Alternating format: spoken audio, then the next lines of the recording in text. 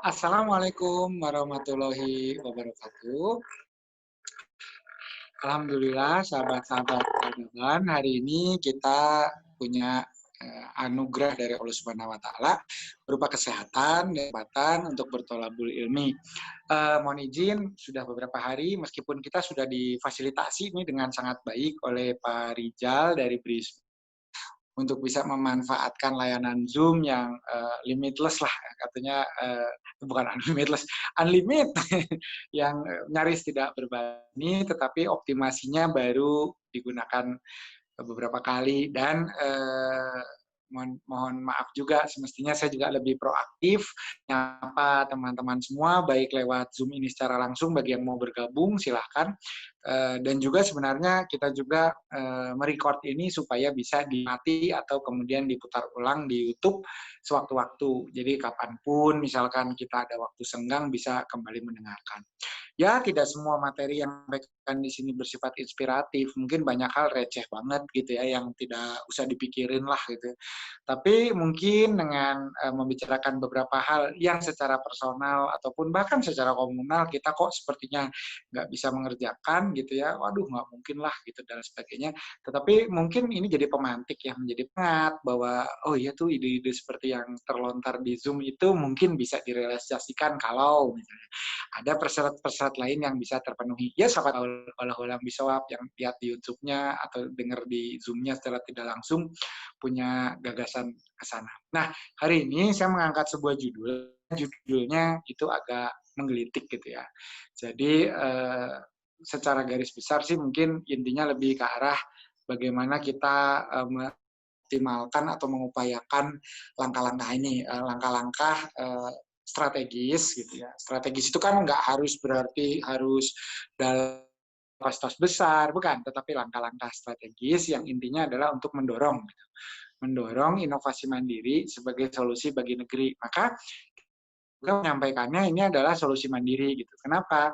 Karena mungkin kalau yang namanya inovasi itu kita senantiasa, nah itu kan inovasi kita tuh senantiasa beranggapan selalu berasosiasi dengan lembaga atau institusi gitu ya, harus ada lab-nya, harus ada perguruan tingginya, harus ada lembaga riset yang terakreditasi, yang kemudian hasil-hasilnya dapat tervalidasi dan lain sebagainya.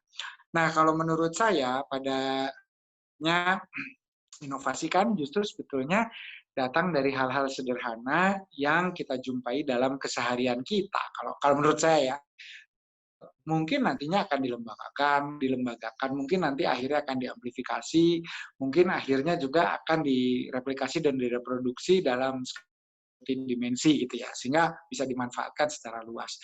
Tetapi kan kalau menurut saya dari belajar sejarah ilmu pengetahuan, rata-rata inovasi itu berangkat dari kepedulian personal gitu terhadap sebuah kondisi yang mungkin memerlukan pendekatan kreatif gitu. Misalkan orang yang tadinya berburu kemudian menjadi membudidaya, menjadi peternakan. Yang tadinya mengambil gitu ya, memetik dan memanen dari sembarang karena banyak buah ataupun bahan pangan nabati, terus kemudian bercocok tanam. Kan dari situ kemudian banyak sekali data yang diterima gitu, bahwa ternyata bercocok tanam perlu air, bahwa ternyata tanah perlu digemburkan supaya unsur hara bisa mendapatkan apa namanya pajanan air dan juga oksigen yang baik misalkan. Maka ada proses menggaruk, proses memacul, ada proses membalik tanah dengan membajak, ada proses mulai orang mengkonsentrasikan beberapa zat tertentu yang diperlukan oleh tanaman, kan ureum, natrium, fosfat, kalium, sehingga menjadi pupuk, ada pupuk ZA, ada pupuk NPK, ada pupuk kompos, ada pupuk air, dan lain sebagainya. Ada pemanfaatan mikroba untuk fermentasi, ada pupuk-pupuk yang menjadi domain biohayati, bioorganik, dan itu intinya kan sebenarnya adalah manusia melihat bahwa tanaman perlu makan dan tanah perlu perlakuan supaya bisa menghasilkan lebih cepat yang selama ini diamati. Jadi artinya harapan itu dibumikan gitu lewat solusi yang didapatkan dari suatu proses inovasi. Dan sebenarnya semua adalah inovasi kan, dipikirkan dulu gitu. lalu kemudian diuji coba. Sehingga eksperimentasi itu menurut saya juga bukan hal yang mudah. Gitu. Ya kalau kita sering narasi motivator kan, acap kali mengangkat cerita Thomas Alva Edison. Katanya, wah mencoba sampai berapa itu ya, 9.999 kali, atau 9.000 kali, pecah-pecah dan tidak memberikan hasil yang optimal. Toh pada waktunya berhasil, ketekunan dan keistiqomahan itu bisa membuahkan karya gitu yang kemudian bisa dimanfaatkan oleh umat manusia. Sama, saya kira Sir Humphrey Davy ketika di medio 750-an, 1740-1750 di Inggris ya, di abad ke-18, pada saat itu salah satu ketua Royal Science Institute atau Royal apa ya, tempat para ilmuwan cendekiawan Inggris berkumpul masih dipimpin Sir Isaac Newton, itu juga melakukan eksperimentasi luar biasa gitu ya, berkali-kali dengan dimensi yang sangat luar biasa besar, mencari apa? Mencari yang namanya aliran listrik. Nah, kita kan hari ini mungkin dengan sangat mudah mengatakan bagaimana cara menghidupkan listrik, ya tekan saja saklar lampu, kan itu kepikirannya, colokin aja ke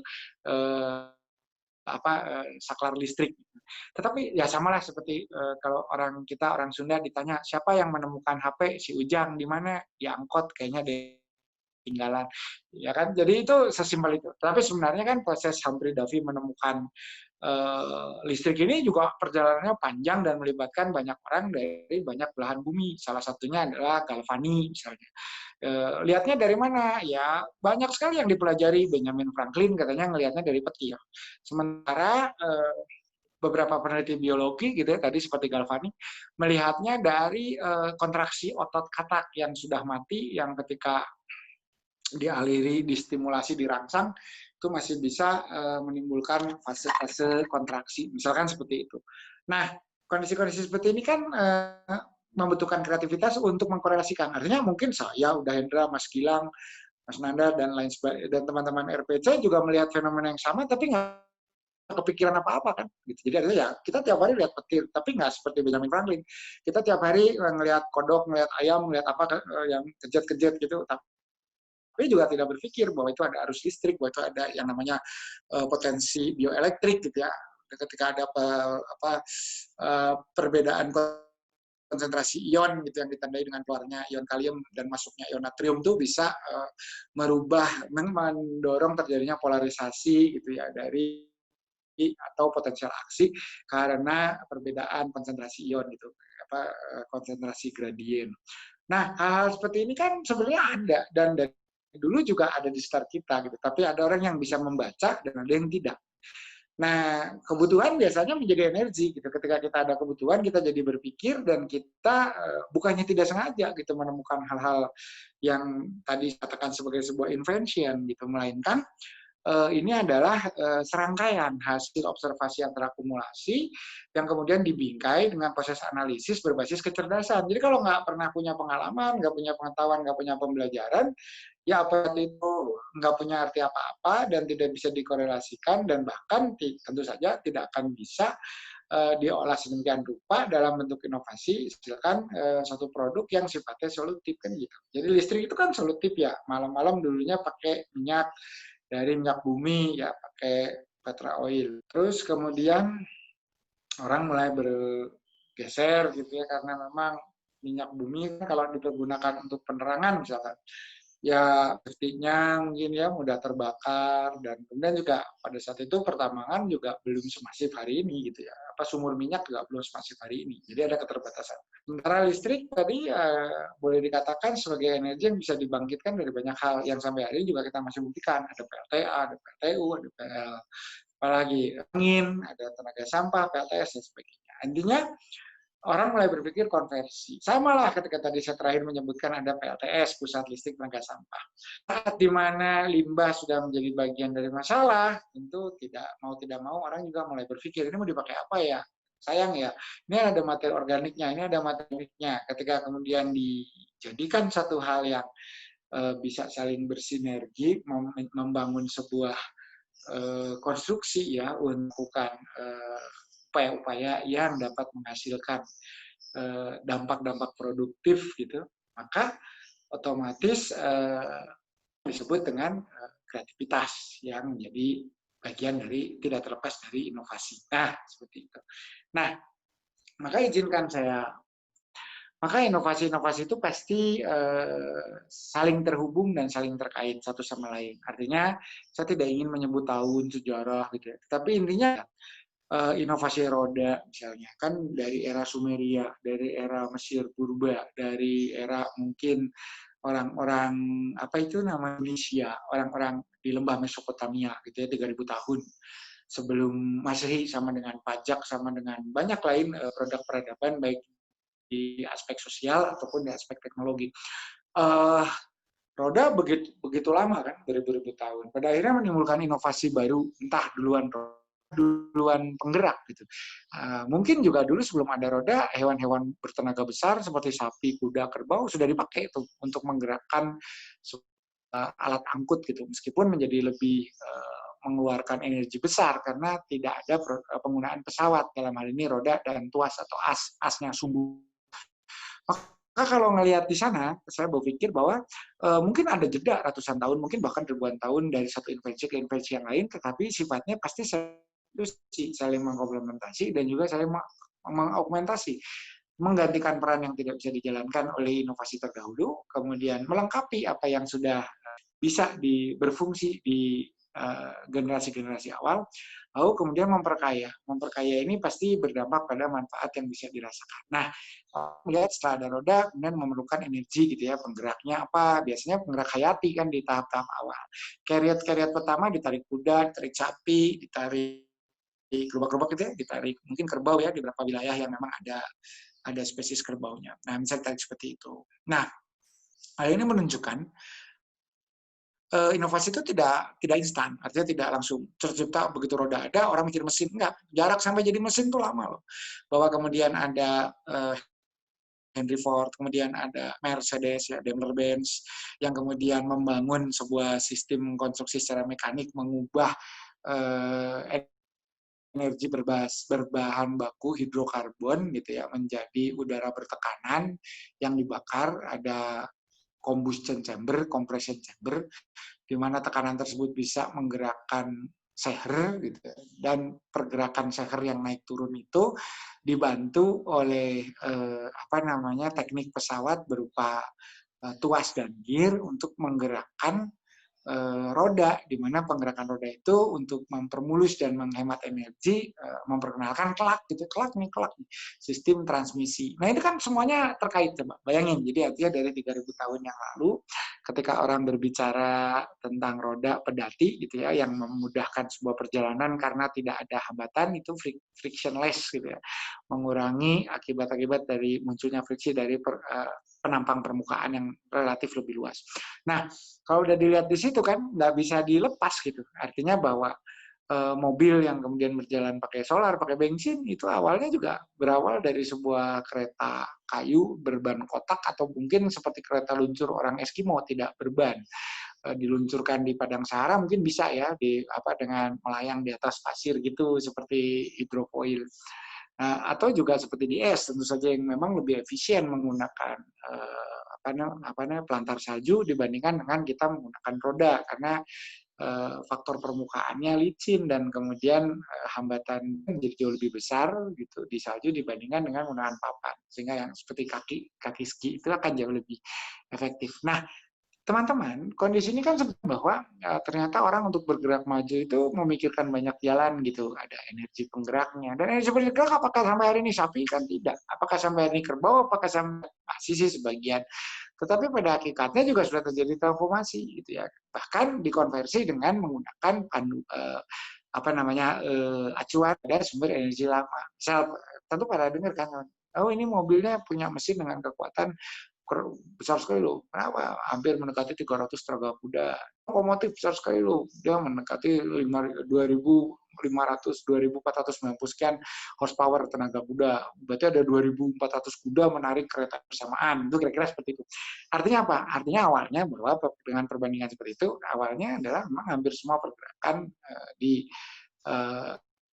transportasi darat gitu ya, itu masih menggunakan sumber-sumber daya hayati. Itu salah satu. Nah, maka pada kesempatan kali saya ingin mengajak bahwa sebenarnya di era pandemi ini kan sebetulnya ada beberapa hal yang berubah gitu ya. Artinya waktu kita merenung menjadi lebih banyak, waktu kita berimajinasi menjadi lebih luang gitu. Dan kemudian waktu kita berinteraksi justru anehnya meningkat. Kenapa? Ya dulu kan mungkin nggak bikin WA group, Bu. Dulu nggak bikin Zoom. Saya terus terang interaksi dengan teman-teman RPC lebih banyak di masa pandemi. Ya kalau tidak masa pandemi ya paling hanya di WA group saya bikin tulisan, posting, dapat komentar, ngomentarin dikit, posting-posting tertentu yang lucu, kita balas-balas, selesai gitu kan. Artinya nggak sespesial hari ini bahwa tiap 2-3 hari sekali bisa bikin sebuah recording bisa nanti mungkin ya simpulan-simpulannya bisa diakumulasikan menjadi ya katakanlah motivasi yang terlahir atau inspirasi yang terlahir di era seperti itu.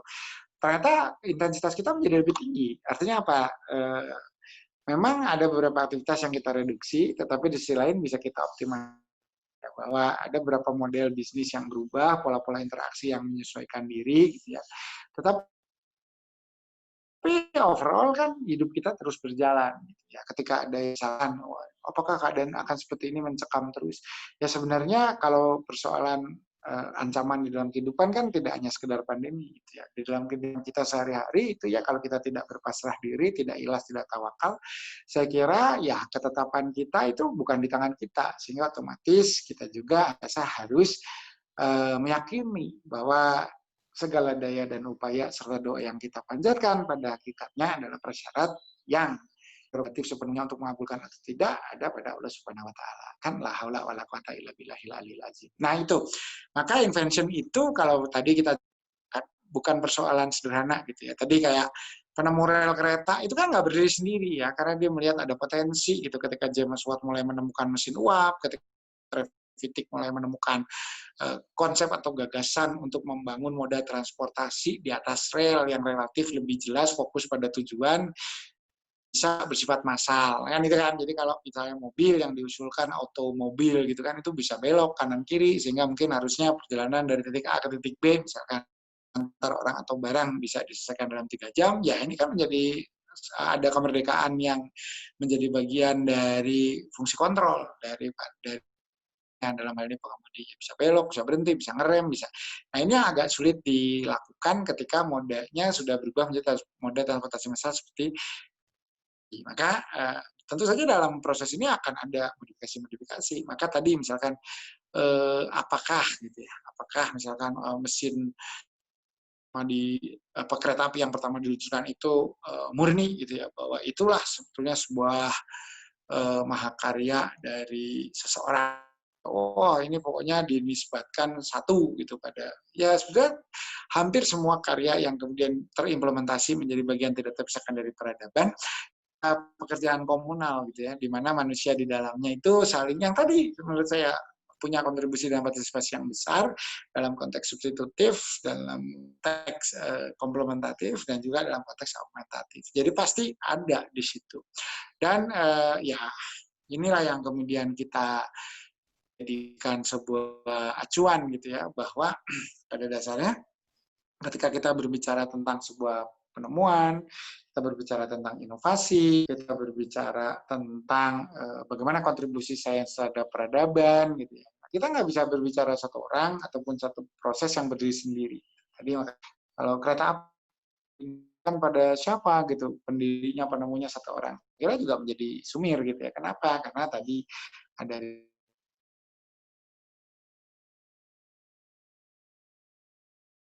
benar-benar transportasi massal yang pada satu disebut kereta api.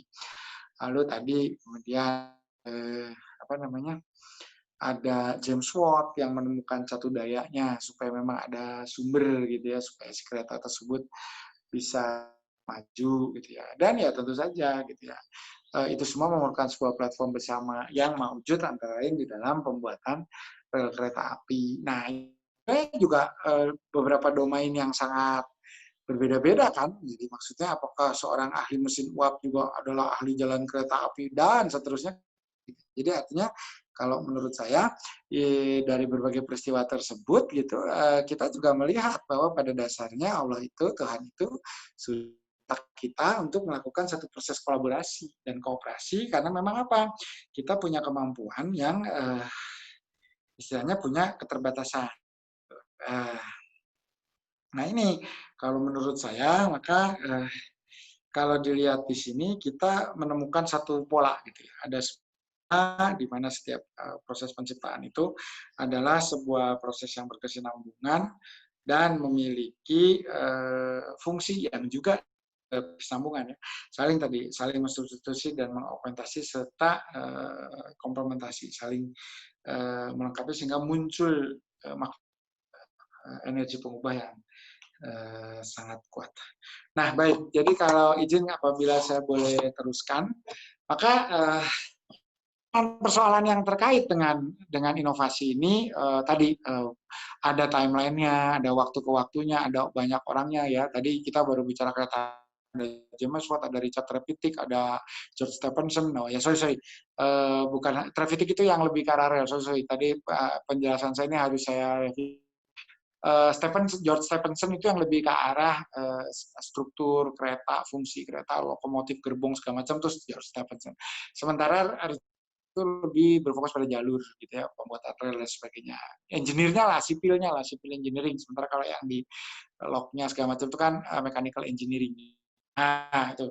Jadi orang tiga ini tentu juga tidak sendirian ya, artinya baik Trevithick, George Stephenson gitu ya, ataupun James kemudian menghasilkan memproduce tenaga untuk melakukan gerak tuh bahkan saya juga tidak heran di beberapa hasil atau outcome karya atau tertentu yang sifatnya kolaborasi itu kadang bahkan di antara para pembangun sistem atau apapun itu belum pernah saling bertemu. Kan lucu juga ya orang yang sama-sama bikin sesuatu tetapi pada dasarnya menyumbangkan gagasan tapi karena beda tahun bahwa yang satu sudah meninggal karena itu di masa lalu kemudian gagasannya itu diwariskan dan kemudian dipelajari gitu. Dan itu banyak sekali. Jadi kalau teman-teman baca skripsi apa itu namanya dan doktoral itu banyak sekali sejarah-sejarah pengetahuan seperti ini yang saya juga agak gregetan. Kenapa ya orang ini kok saya nggak ngerti ya apa perjuangan kiprahnya di dalam kehidupan bermasyarakat. Gitu. Karena memang tidak masuk di dalam sejarah yang bersifat public history gitu yang memang kalau semuanya dibahas ya semua orang punya sejarah dan tentu akan memerlukan kapasitas yang luar biasa besar sehingga mungkin diambil yang esensi ini loh yang terkait dengan katakanlah prominent point gitu, titik-titik terpenting di dalam perjalanan sebuah bangsa. Nah,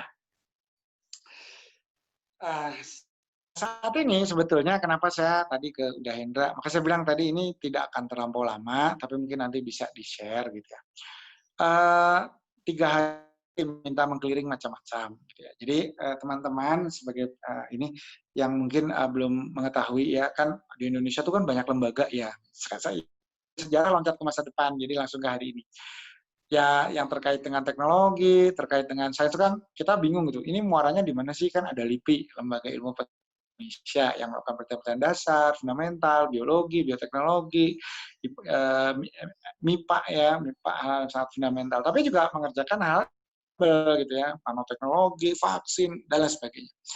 Lalu ada lagi lembaga yang masih dalam keluarga besar Kemenristek BRIN, makanya saya sebutnya BRIN ya, Badan Riset dan Inovasi Nasional. Itu ada yang namanya BPPT. BPPT kan Badan Pengkajian dan Penerapan. Artinya lebih hal yang bersifat studi, mempelajari, dan kemudian menerapkan. Jadi sebenarnya sih, kedua lembaga ini, LIPI BPPT, ini antara telur dan ayam dalam pengertian, telurnya tentu riset-riset itu ada di perguruan tinggi, di LIPI, lalu kemudian akan ditetaskan sebagai anak ayam yang punya protein tinggi, bisa menjadi substitusi pakan, yang kemudian bisa punya telur lagi. Nah, itu di levelnya BPPT atau yang tadi ya punya otoritas untuk melakukan hilirisasi atau clearing. Nah, peristiwa sebelum difusi, sebelum proses hilirisasi itu ada yang namanya clearing. Kita melakukan sebuah seleksi mekanisme apakah teknologi ini memang benar bisa bermanfaat, dampaknya tidak bisa diminimalisir, tidak terlampau besar, dan juga mungkin ya cost-nya segala macam, dampak efek yang holistik ya, tadi bukan sekedar dampak secara ekonomi atau apa, tapi juga dampak terhadap lingkungan, terhadap perubahan manusia, dan lain sebagainya. Yang tentu saja ini memerlukan sebuah kajian-kajian yang cukup kompleks. saya diminta menggiring sekurangnya ada 3 gitu. Yang satu udah agak lama, tapi ya belum ada, kemajuannya masih relatif agak sulit lah, yang terbentur banyak hal gitu. Tapi ya nggak apa-apa, kita kan namanya juga challenge itu. Jadi ada yang namanya direct digital radiography gitu ya. Direct digital radiography itu pada ya sama aja lah dengan ronsen gitu, tapi keunggulannya apa? Keunggulannya ini tidak lagi menggunakan capture gambarnya, tidak lagi pakai film gitu ya.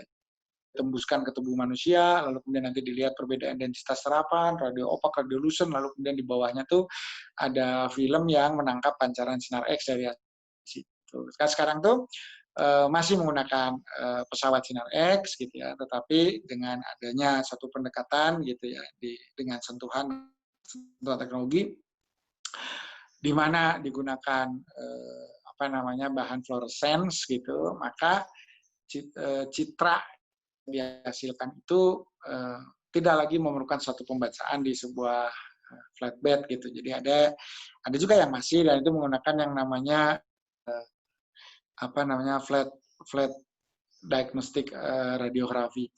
Nah, ini kalau yang digital direct radiography itu sudah langsung bawa dari pesawat langsung ke fluorescence, langsung ke image digital dalam bentuk TIFF.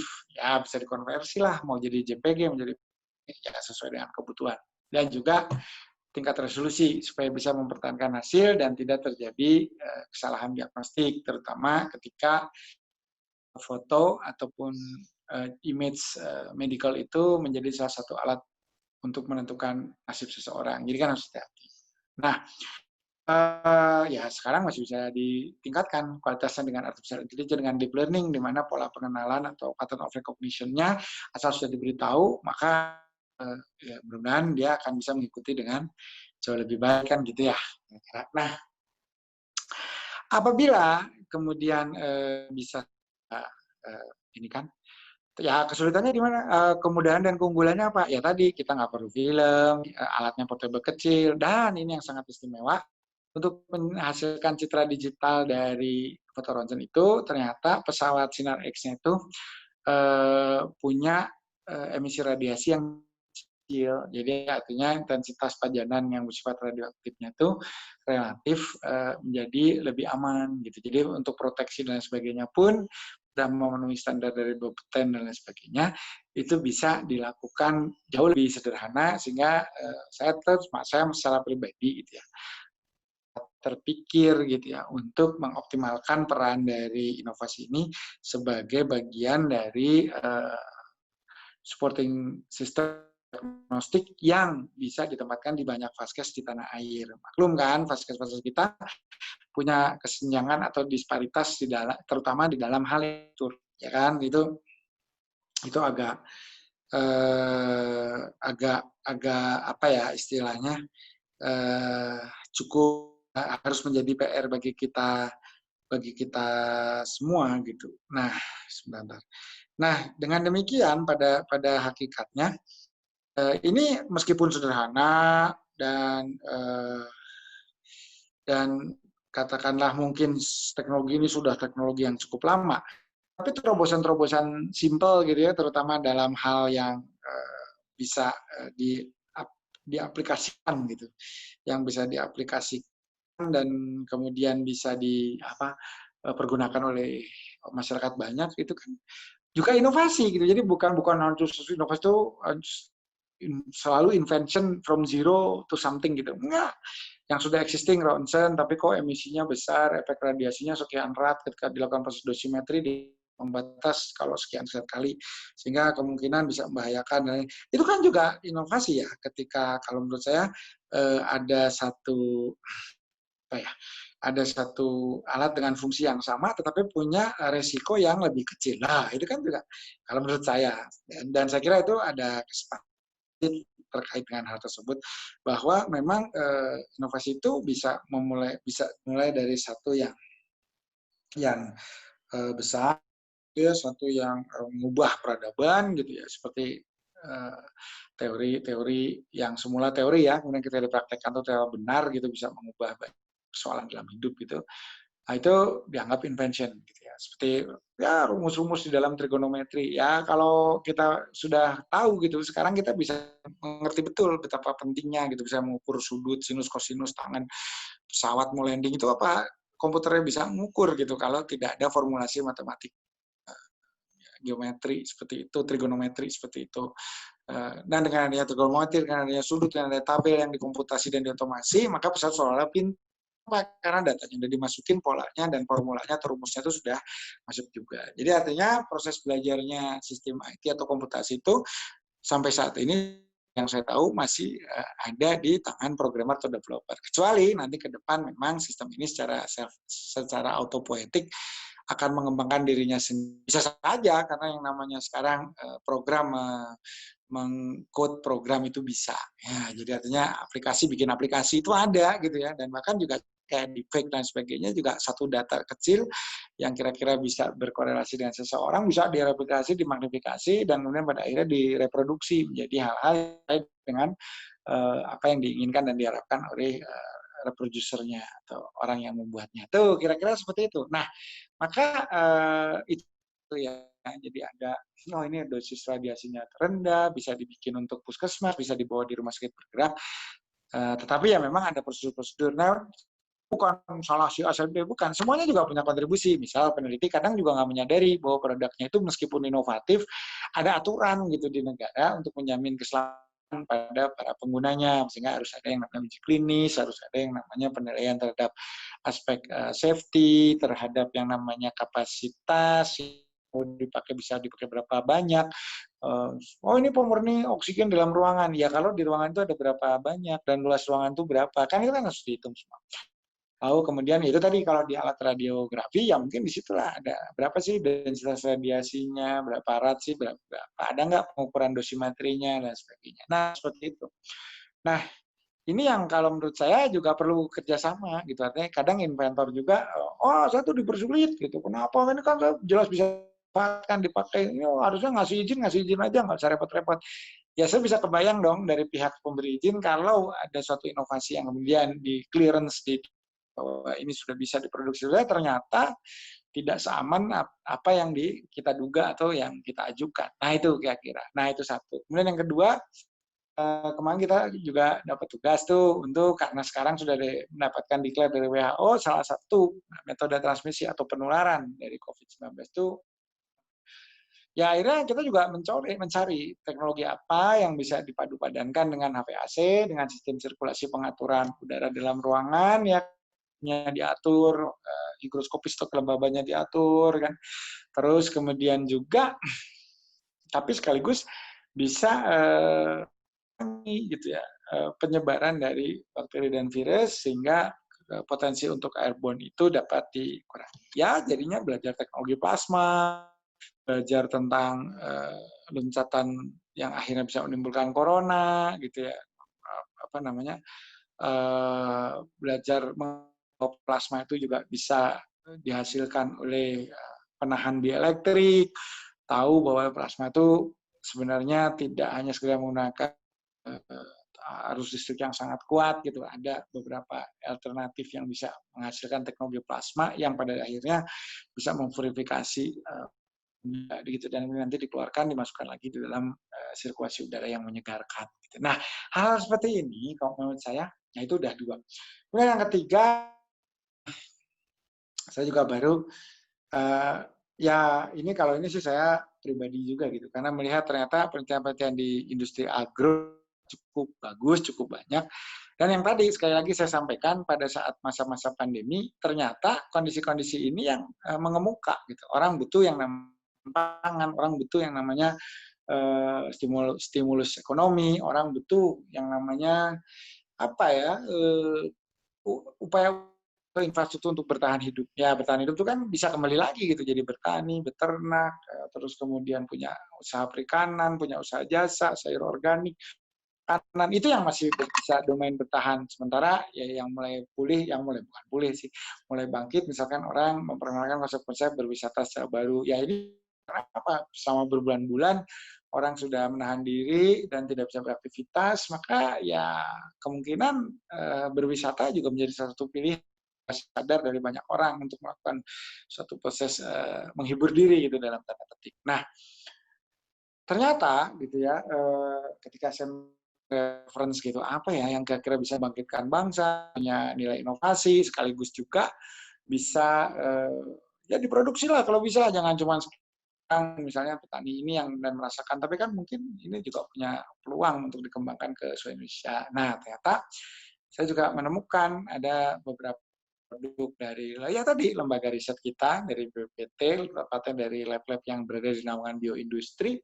Itu ada bioala ya, sama aminolevolani yang memang bisa mempercepat pertumbuhan tanaman, juga sekaligus bisa menjadi anti hama dan sebagainya. Lalu ada pestisida dan herbisida alami, ya, penggunaan kitosan, ada juga penggunaan apa namanya ini bioorganik gitu ya. Jadi intinya menggunakan bahan alami, ada fermentasi dengan menggunakan mikroba. Kalau saya sendiri juga langsung di direct gitu, kadang mikrobanya langsung dicampur media, diberikan pada tanaman ya, siapa tahu bagus. Nah ini kan, sehingga kalau saya lihat, waduh inovasi-inovasi itu ternyata banyak dan ya kemudian agak kaget juga ketika saya mencoba mencari, bisa nggak ini untuk melakukan pengujian lebih lanjut. Kalau kita mampu buatnya, mampu ada, bisa, jelas bisa gitu, karena yang dari terdahulu pun kita yang buat misalnya, itu ya penelitian matematika. Saya mencoba memesan misalkan itu memang tidak ada produksinya. Kenapa? Karena memang di era pandemi ini arah dari anggaran lebih kepada hal-hal yang bersifat dampak langsung. Gitu. Jadi yang indirect kadang agak dimarginalkan. Wajar sekali karena memang yang terdampak langsung itu langsung makan, perlu langsung memikirkan pendidikan, memikirkan masalah kesehatan. Nah ini, tetapi alangkah idealnya jika semua lapisan sebetulnya dapat participatory gitu ya, partisipatif aktif, sehingga outcome-nya adalah sebuah program inovasi bersama yang bisa menggerakkan bangsa. Nah itu outcome. Nah itu kan ada biopit, ada bioala, ada bioorganik, ada bibit ikan nila, ada yang namanya apalagi ya cikal enzim untuk antibiotik gitu ya, ampicillin dan amoxicillin. Jadi itu penicillin ciklase, penicillin G ciklase. Nah ini kan terbuka banyak, gitu. Artinya dari unsur mikroba, dari unsur kita bisa mendapatkan banyak bahan aktif dari berbagai elemen lain di Nusantara, kemudian juga tidak hanya laut ya, atau kemudian juga bisa direformulasikan dengan baik gitu kan, ini kan menjadi sebuah keunggulan yang luar biasa dan bahkan bisa menjadi ujung tombak gitu dalam Indonesia. Nah, dari sana sebetulnya saya juga punya beberapa hal gitu ya, kayak yang tadi dengan Kang Irfan mengenai inovasi di Garuda, mengenai apakah RTLM sudah mulai bisa dipakai itu ya, yang apa namanya amplifikasinya hanya menggunakan satu jadi ini loop ya, loop amplification apa namanya di mana prosedurnya itu hanya menggunakan satu suhu. Kalau RT-PCR itu merasa chain reaction yang menggunakan suhu-suhu sesuai dengan enzimnya. Tadi ada enzim polimerase dan sebagainya. Nah, sementara kalau di RT-LAM itu cepat karena satu dan bisa langsung mengerjakan banyak. Nah, sebetulnya hari ini juga sedang ada peresmian itu mesin pemeriksa PCR dalam proses yang ini di launching juga penggunaannya oleh Menristek gitu untuk mempercepat proses testing di Indonesia.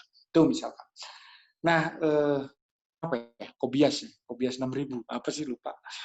Oke. Nah, dari sana teman-teman kita melihat ada sebuah pola bahwa mirisnya pola dan mirisnya adalah bahwa ternyata sebagian produk-produk itu sulit untuk terhilirisasi, bukannya tidak ada dan bukannya teknologinya proof.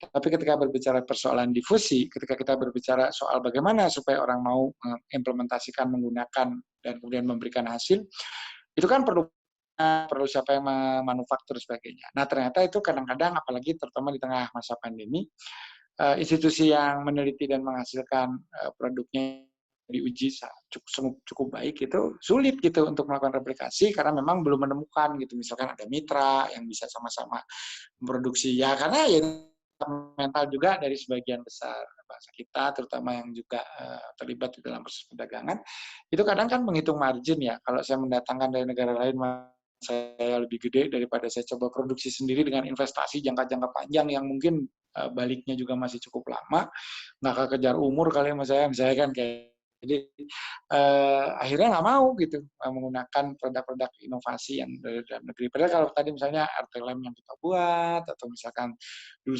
PCR gitu ya meskipun ngawur-ngawuran, terus kemudian sekarang juga ada antigen untuk pemeriksaan rapid tapi berdasarkan antigen yang jauh lebih akurat karena langsung melihat virusnya ada apa enggak bukan antibodinya. Terus kemudian ada lagi misalkan hal yang tidak kalah menarik itu apa?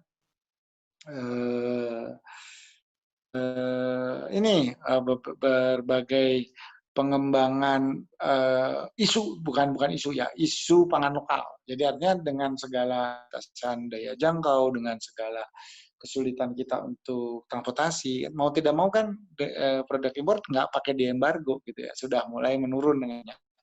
Dan kita mulai berpaling, apakah kita memiliki gitu ya cadangan pangan yang memadai. Nah ini kan perlu inovasi juga. Apakah mie letek itu kandungan kalorinya baik? Baik, ternyata karbonya separuh atau bahkan hanya 22% sampai 9%. Dengan nasi di jumlah yang sama, masih mengandung banyak serat, masih juga perginya nganterin beras tuh atau panen beras tuh jalan kaki. Nah itu kan olahraga tanpa kita sadari. Jadi artinya dan secara historical juga ya ada beberapa kaitan dengan masa era kolonial dan sebagainya. Sehingga ya itu adalah hal-hal yang menurut saya menjadi bagian yang sangat baik gitu ya. Nah, untuk kita pikirkan. Nah, maka saya juga ingin menyampaikan nih, mungkin saya tidak terlalu lama juga, mungkin sampai ya ini udah 14.44 gitu. Jadi saya ingin meminta bantuan, makanya ini saya perlu di recording gitu. Karena mungkin udah Hendra nanti bisa sampaikan ke udah Fikri dan juga udah Hamzah serta udah Sandy ya apa yang akan kita kerjakan di RKK, bikin hidroponik dan sebagainya. Saya juga sudah mulai mau mendatangkan tukang gitu ya dari Jawa Tengah dan kalau udah aman, udah bagus, mungkin mau saya minta bantuan untuk mengembangkan hidroponik itu yang ya jadi impian kita juga lah gitu ya, bagaimana kita bicara teori tapi juga menjadi bagian dari solusi gitu kan. Nah itu saya coba gitu ya, mau mencoba satu tahap itu yang applied gitu. Nah saya ingin RPC Innovation itu menjadi satu pendorong gitu. Meskipun kita nggak punya modal, kita nggak punya lab, nggak punya. Makanya saya sama Nanda tuh tadi juga gitu getun-getun ya. Aduh sayangnya itu ada bioorganik, ada mikroba, tapi kok kayak nggak bisa kita manfaatkan gitu. Karena ketika ditanya ya kasihan juga pejabat yang berwenang itu mengatakan ya ini kan dengan adanya pandemi semua digunakan pandemi, sementara penelitian-penelitian ya sementara dihentikan terlebih dahulu. Padahal kalau kita berpikir jangka panjang, misalkan tadi asam aminolevulanik yang bisa punya pengaruh pada tingkat pertumbuhan tanaman ya pada pupuk yang lebih ramah lingkungan bioorganik pestisida yang juga ini lalu macam-macam lah ada antimikroba dan sebagainya yang apa kalau itu kemudian kita berhasil kembangkan kan sebetulnya itu kan devisa kita ya artinya itu adalah aset kita yang sedemikian rupa kita bisa apa ya kalau menurut saya kita bisa jadikan satu momentum gitu pada saat kita sedang menghadapi pandemi di mana dan sebagainya juga menjadi sulit ya produsen-produsen negara lain juga tiarap karena ya tadi karena orang ada keterbatasan akibat adanya wabah yang kita bisa kembangkan. Nah maka saya ingin meminta teman-teman mungkin diagendakan di minggu depan hari Rabu gitu ya kita bikin webinar nih, tapi webinar ini kita mengundang para inventor. Jadi memang ini gratisan gitu, tapi kita ya yang kenal baik gitu ya. Artinya yang memang para inventor yang kita undang itu yang tadi misalnya ada yang ronsen, ada yang apa itu tadi namanya teknologi plasma ya, Prof Nur. Terus kemudian ada lagi misalkan yang tadi itu bioala ataupun biopit ataupun bioorganik gitu ya supaya kalau menurut saya dan juga nanti beberapa teman yang memang punya akses gitu misalkan mantan pejabat di mana yang memang tahu caranya gimana sih supaya ini dapat izin dan kemudian setelah ada izin tuh bisa disalurkan ke sini atau misalnya tadi Kang Sandy gitu yang sudah bergerak gitu misalnya di bidang agroindustri gimana ngerti bahwa teknologi-teknologi organik ini ada pasarnya. Siapa gitu ya? Mungkin Nudira, mungkin Pak Muhammad Iqbal dengan iGrow-nya, mungkin macam lah. Kita kan walau alam bisawab gitu ya, nggak tahu. Cuman apabila kemitraan ini kemudian terjadi dan kemudian produk-produk ini pada akhirnya bisa diproduksi, ini kan artinya riset yang semula berada di hulu itu bisa kita hilirisasi, bisa kita bawa. Dan yang terpenting bukan itu sebenarnya. Yang terpenting adalah kita bisa mengimplementasikan, kita bisa menerapkan, kita bisa melakukan satu proses di mana apa namanya hasil-hasil pemikiran yang sebenarnya merupakan bagian dari solusi itu bisa diterapkan. Nah, mungkin nanti saya akan bertugas misalkan untuk mengkoordinasi, misalnya Prof ini mau nggak, Prof itu mau nggak, tapi RPC akan menyelenggarakan, mumpung kita punya Zoom juga gitu ya, dan sebenarnya kita juga bukan berbicara masalah kuantitatif harus berapa orang yang mendengar, bukan, tetapi kita juga ingin misalkan nanti lebih kepada bahwa dengan ini orang tuh jadi berpikir untuk oh ya ini sebenarnya bisa nih dipakai, oh ya ini bisa nih, oh ini bisa nih kalau misalkan saya apa namanya gabungkan gitu dengan program yang selama ini sedang saya jalankan. Nah setidaknya saya ada 3 kandidat yang mau saya ajukan dalam yang tadi misalkan digital direct radiografi satu, terus kemudian yang kedua itu tadi adalah mengenai teknologi plasma gitu ya, teknologi plasma dalam persoalan sterilisasi ruang supaya tidak airborne dan sebagainya. Yang ketiga ya ketahanan pangan yang seperti tadi diberikan oleh Kang Sandy ya, dari presentasi Dr. Tas, presentasi Santi Serat, dari presentasi Dr. Suwandi, di mana memang proses-proses ketahanan pangan itu Indonesia tuh sebetulnya punya potensi biasa. Nah, termasuk di dalamnya adalah ada beberapa teknologi yang bisa sangat membantu petani misalkan. Nah, ini kan yang perlu kita inikan juga ya. Maksudnya kita dorong supaya kemudian bisa kita, ya siapa tahu dari webinar kita tersebut, kita bisa mendapatkan orang-orang yang concern gitu dan kemudian bisa membukakan akses gitu. Oh iya, jadi mungkin kita akan ada webinar inovasi gitu. Jadi apa ya gitu, invention and innovation atau triple I gitu kan. Jadi invention and innovation for Indonesia. Jadi 3I gitu kan. RPC mempersembahkan 3I gitu ya, invention and innovation for Indonesia. Nah, di situ kita akan undang tidak hanya inventor atau peneliti, kan nanti kalau inventor dan peneliti saja ya khawatirnya tentu saja nanti bicaranya cuma sekedar teori gitu ya. Maksudnya wah ini apa namanya? Spek-spek yang bersifat teknis gitu ataupun mungkin apa hal-hal yang hanya dimengerti oleh para peneliti ataupun kolega-koleganya yang berada dalam satu disiplin ilmu. Nanti kita pertemukan juga dengan orang yang mungkin menjadi penyandang dana, orang yang bisa memproduksi, orang yang setidaknya punya akses gitu ya. Dia sebenarnya mungkin tidak bisa memproduksi, tapi dia punya akses bahwa ini ada teman saya di lembaga yang memang bergerak dalam hal bidang-bidang seperti ini dan sedang mencari beberapa produk inovasi yang bisa digunakan.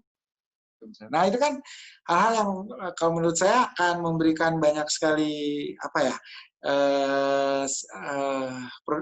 bisa meningkatkan produktivitas gitu, tidak hanya selalu mengeluh, aduh ini sayang nih pupuk bagus nggak bisa dipakai, terus so what gitu ya, aduh itu sebetulnya di Indonesia Timur metroxylon sagu metroxylon sagu berlimpah nggak ada yang olah ya sekarang kan kita bisa melihat gitu bahwa ada teknologi untuk mengolahnya, ada marketplace untuk memasarkannya, sehingga yang dikhawatirkan Dr. Tan Sotien bahwa kita akan semakin instanisasi gitu ya, lebih banyak mengonsumsi hal-hal yang bersifat instan, cepet-cepetan dan tidak mungkin dari aspek nutrisi kurang baik bagi kita dan pada akhirnya bisa mengundang terjadinya penurunan kualitas manusia karena tadi adanya gangguan metabolisme, gangguan hal yang regeneratif gitu ya bisa dari situ. Ini sekarang jadi ada Kang Sandy sudah bergabung, Kang Henda ini jadi. Nah ini Pak Sandy tadi sudah saya sampaikan Nanti kita minta kita bikin per minggu atau per bulan lah gitu ya, tapi nanti ada gitu kayak RPC, Invention and Innovation for Indonesia.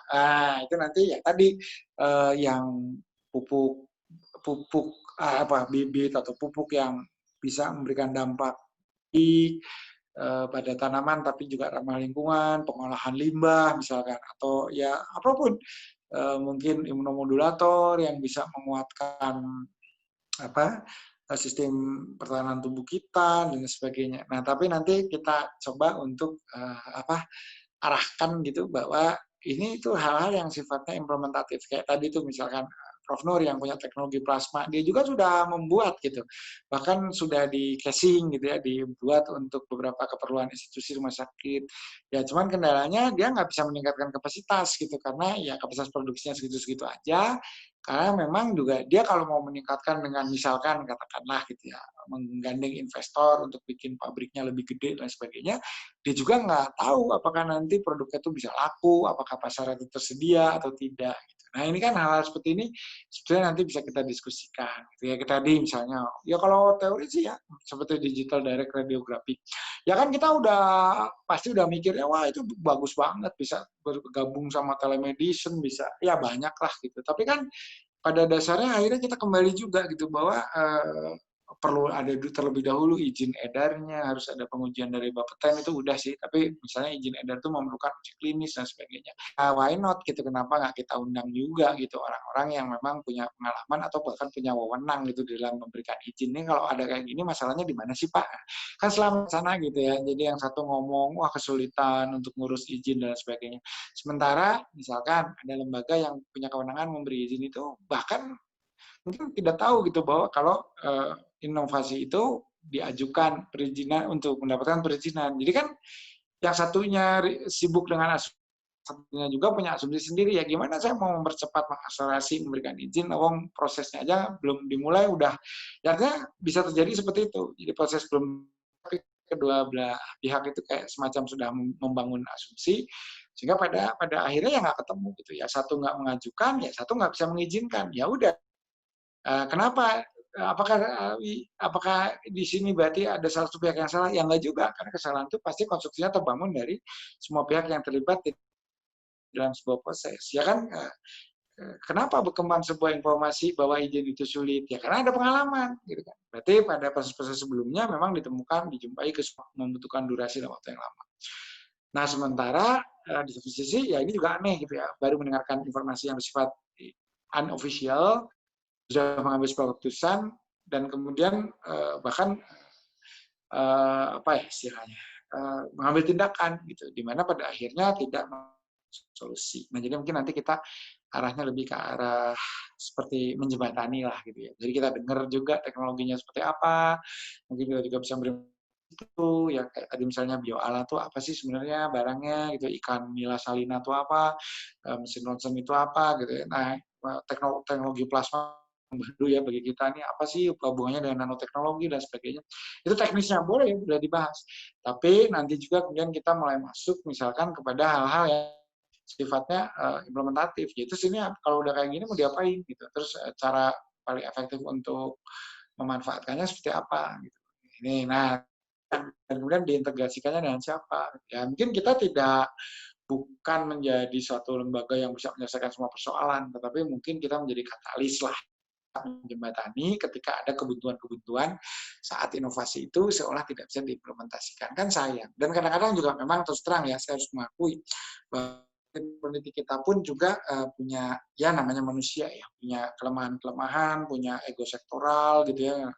Kalau misalkan ada kritik, teknologi yang dipergunakan juga pada nggak terima gitu ya, seolah-olah wah ini tuh hasil penelitian saya tuh udah sempurna, perfect, nggak usah dikasih masukan lagi gitu. Sehingga di situ dengan ego yang cukup kuat itu ya memang akhirnya menjadi agak sulit ya bagi banyak pihak yang ingin memfasilitasi. Tapi ya nggak apa-apa kan, kita istilahnya kalaupun itu tidak di mana-mana, setidaknya kita tahu bahwa ada teknologi itu dan kita tahu teorinya, dan kita tadi kalau misalnya di record gitu ya, ini menjadi satu repository, ada knowledge manajemennya gitu, bahwa ada ilmu-ilmu yang ternyata penting, berguna, dan juga bisa memberikan dampak pada umat manusia, itu itu bahkan sudah sampai ke menghasilkan produk misalnya bla bla bla yang memang punya kendala di dalam aplikasi atau implementasiannya. Tuh kan gitu ya. Jadi mungkin ya nggak tahu lah, jangan terburu-buru juga. Nanti kita bicarakan lebih detail. Tapi kalau untuk pembicaraan-pembicaraan di tahap awal saya udah ada.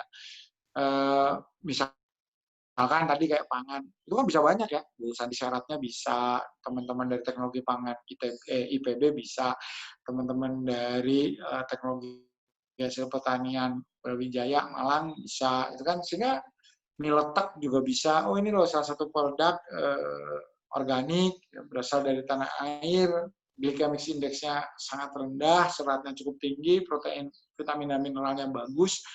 Kenapa gitu loh tidak bisa menjadi sebuah mie instan letek yang kemudian bisa dikonsumsi oleh banyak orang di berbagai belahan dunia. Nah, seperti itu. Nah, ini kan nanti kita juga akan, ya kalaupun kita nggak bisa mendorong itu, tapi misalnya kita jadi tahu, oh mie letak itu dibuatnya dari gini, prosesnya seperti ini, oh kandungan-kandungan itu terdapat dari ini, karena ada food processing seperti ini. Ya mungkin kita juga bisa menerima masukan, sebenarnya kalau kualitasnya mau lebih ditingkatkan, begini suhunya ketika dipanaskan, atau penggunaan spray dryingnya seperti ini, bla bla bla, itu semua bisa dilakukan apabila kita punya satu forum lah gitu. Ya mungkin itu yang ingin saya sampaikan pada kesempatan kali ini. Mudah-mudahan niat baik kita gitu di RPC Innovation yang mencoba menghadirkan gitu ya RPC 3I gitu ya, Invention Innovation for Indonesia itu bisa ya sebenarnya bisa 4I atau lebih tepatnya 5I gitu ya. Jadi Invention and Innovation for Indonesia basiskan berdasar iman, dijalankan dengan ikhlas. Oh, ya kenapa? Kenapa pakai kata-kata iman? Ya, karena kan iman kita meyakini sebagai makhluk yang diciptakan Allah Subhanahu wa taala itu punya potensi berpikir kreatif karena ada kemampuan mengolah data namanya Iqra.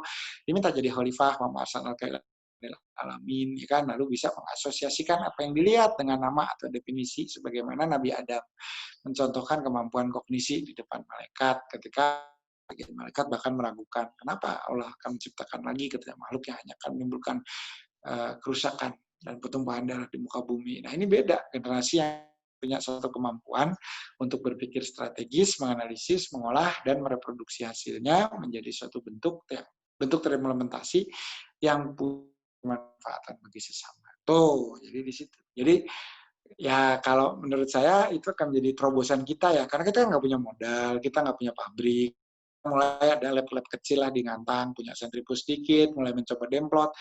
Tapi kan nanti kalau kita bisa menggarap tadi ya, kekhawatiran Mas tadi, aduh sayangnya itu hasil penelitian-penelitian seperti itu karena satu dan lain hal jadi tidak bisa teroptimasi pemanfaatannya. Nah ini kan jadi bisa.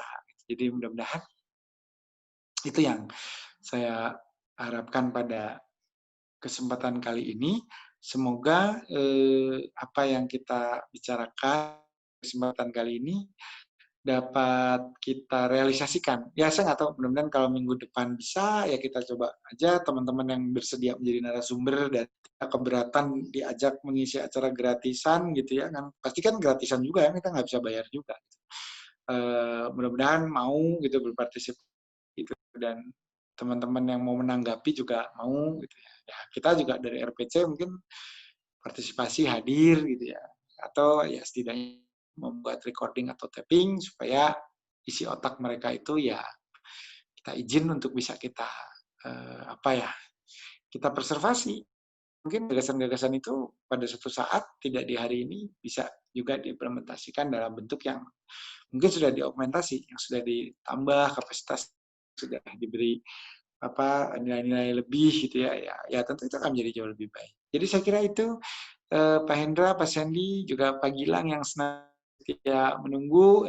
Hari ini saya mungkin lebih berbicara inovasi, berbicara invensi, tetapi diakhiri gitu dengan kalau saya mulai berpikir sebagai langkah konkret untuk RPC untuk mulai menjadi itu tadi semacam katalis, semacam enzim lah ya, untuk mendorong pemanfaatan dari buah pikir manusia yang bersifat inovatif.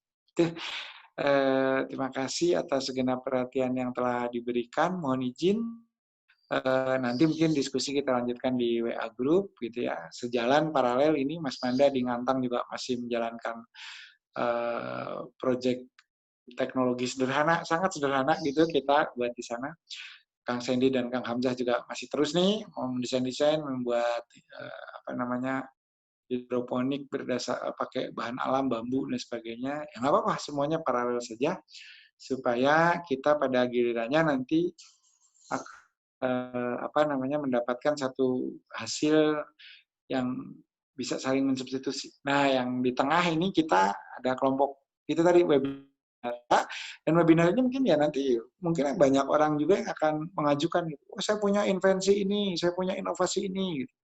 Silakan gitu ya. Selama dengan catatan kita juga tidak bisa, ini bukan satu model di mana orang yang bicara dibayar gitu, kita nggak bisa.